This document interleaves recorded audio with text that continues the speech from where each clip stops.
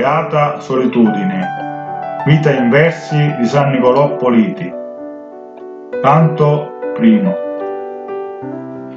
Alcara, vera perla incastonata, eletta al luogo sacro dal Signore, che per 30 anni vide meritente il nostro caro e santo protettore. La sua storia vi voglio narrare, se manco mi dovete perdonare, e tu, musa, fammi da suggeritore per trovare la rima e le parole. Narro la storia, narro la vittoria su Satana, sul mondo sopra il male, la fuga dagli averi e dai parenti, la vita nella grotta penitente. L'aquila, benedetta dal Signore, ed ha rogato il suo confessore, penitenza, preghiera e castità, dopo la morte la sua santità. In Adrano, tra nobili signori, vivevano 2 sposi negli anni un po' avanzati, che nonostante tutti i loro averi mancavano del frutto dell'amore, mancavano di un dolce pargoletto sul quale riversare il loro affetto. A cosa serve tutta la ricchezza se non puoi dedicare una carezza? Umili, anche se nobili signori, generosi di animo e di cuore, in special modo con chi non ha niente e passa la sua vita nei tormenti. Gente di chiesa, di profonda fede, giorno e notte pregavano il Signore per dare un senso a quell'esistenza ed al casato darla discendenza. Almidoro ed Alpina preoccupati, non vedendo risposta del Signore, anche il santo Nicola di Bari viene pregato per l'intercessione. Alpina pregò: "O Dio onnipotente, ti prego di ascoltare le mie preghiere. Mandami quel figlio che non ho, lo chiamerò senz'altro Nicolò." La mano onnipotente del Signore, che tutto vede e tutto può esaudire, può risolvere ogni male e dar felicità ad ogni cuore, se si ha la pazienza di aspettare, non pretendendo con il bestemmiare. Pregarono i politi con gran fede, ai 9 mesi ebbero l'erede. Ci fu gran festa a casa Politi quando si udì il vagito del bambino. Furono contenti parenti ed amici, ma ancor di più i 2 genitori. Lavato da una sapiente mano, l'acqua in giardino venne buttata, nella meraviglia generale una sorgente si vide zampillare. L'acqua che scaturì dalla sorgente fu un segno lampante del divino, per dare al mondo testimonianza delle immense virtù di quel bambino. Corse la voce per tutto il paese, invasa fu la casa dai curiosi, volevano toccar quel dolce fiore, così ringraziavano il Signore. È buona norma di ogni cristiano i propri figli voler battezzare. Almidoro ed Alpina con amore portarono quel bimbo sull'altare, segnato con la croce dai padrini, diventò in Cristo nuova creatura, il parroco il capo gli lavò, lo battezzò col nome Nicolò. Alpina tutto il tempo dedicava alla cura paziente del bambino, con amore di mamma lo faceva come sovente fa ogni genitore. Si nutriva con poco ma cresceva, la madre dolcemente lo cullava, il suo viso era una rosa che sbocciava, 3 giorni a settimana digiunava. Nicola ormai ragazzo prometteva, a scuola volentieri studiava, dotato di un'arguta intelligenza, era una vera arca di scienza, in tutte le materie preparato, si distingueva sempre in assoluto. La cosa per la quale aveva più zelo erano i libri del Vangelo.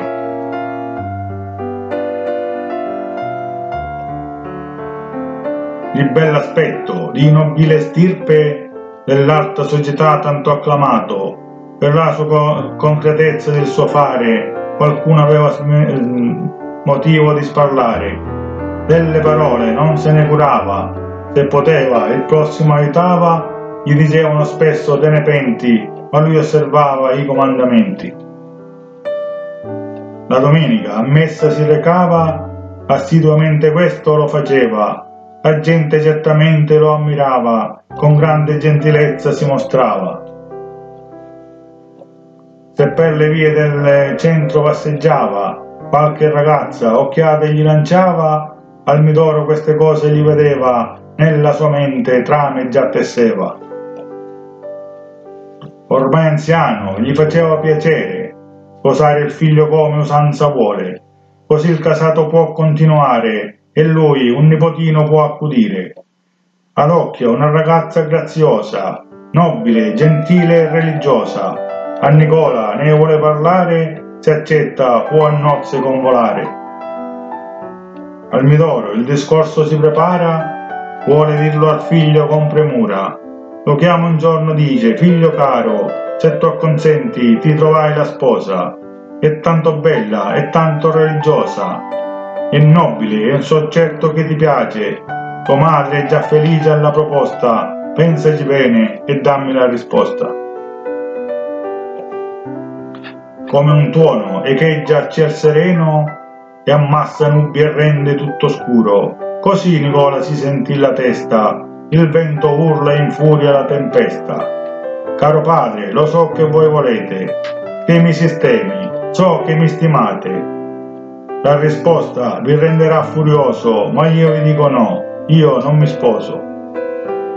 Sentendo la risposta di Nicola, il padre si stupisce e si dispera.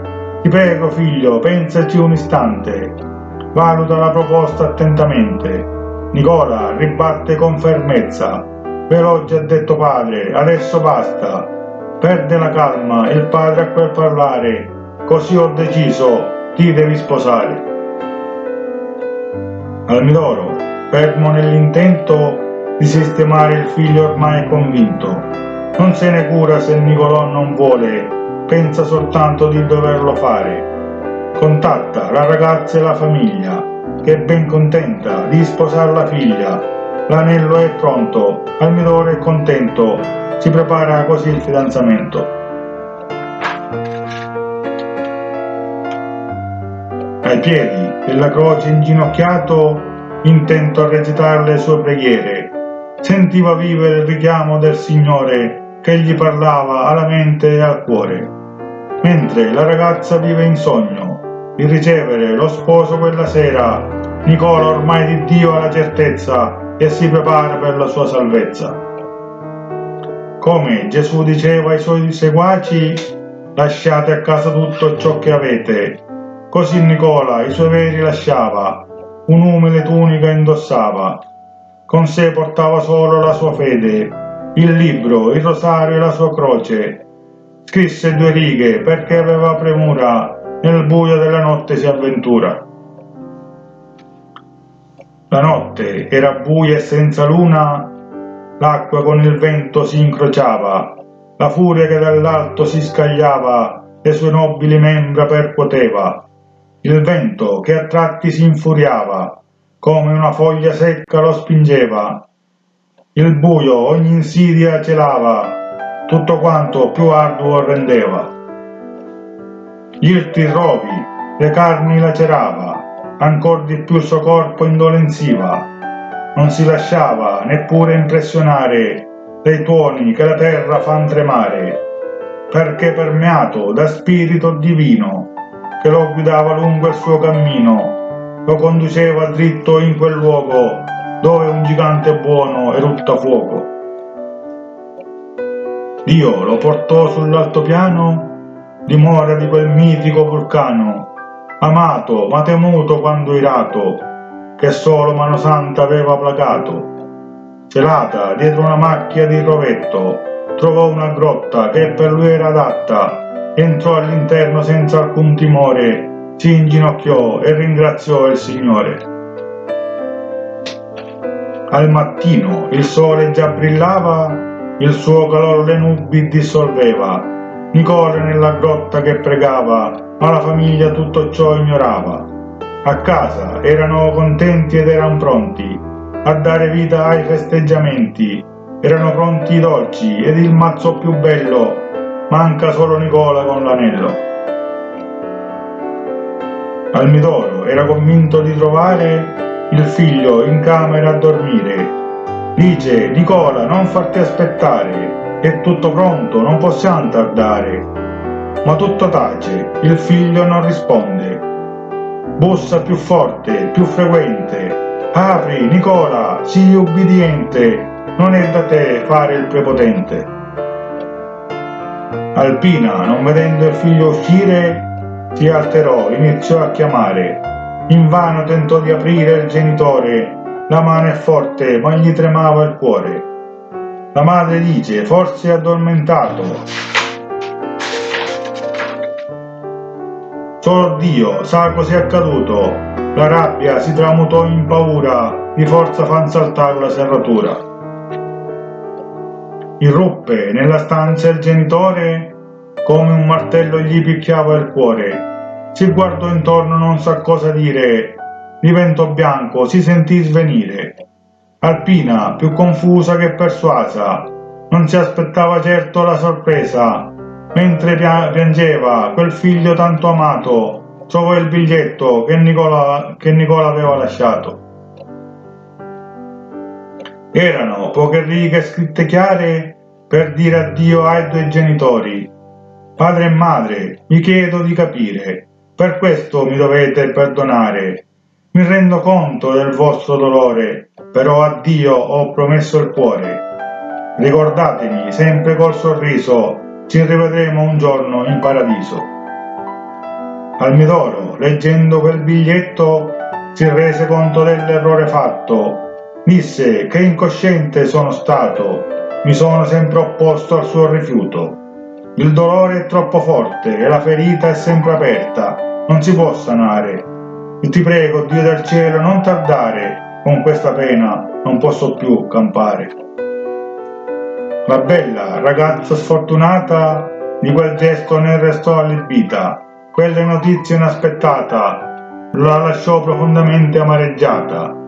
Amò Nicola fin dal primo istante, lo aspettò con impegno paziente, restò per sempre l'unico suo amore, così chiuse per sempre la porta del suo cuore.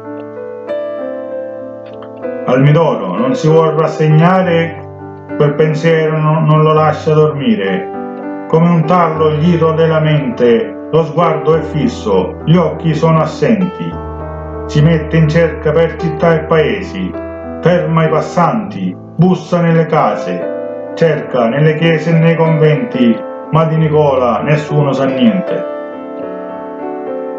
Satana, artefice del male, tenta sempre chi ama il Signore.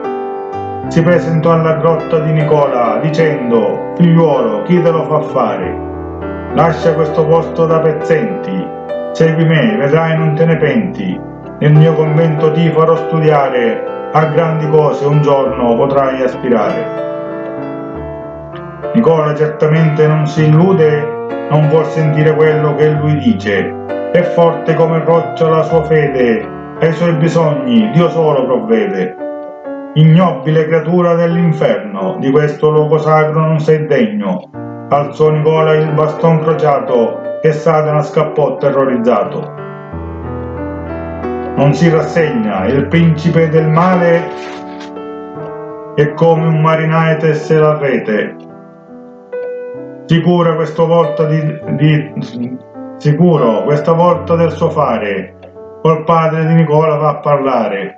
Gli dice: cavalier, se vuoi trovare quel figlio tanto amato che hai perduto, conosco il luogo e con precisione posso indicarti l'abitazione.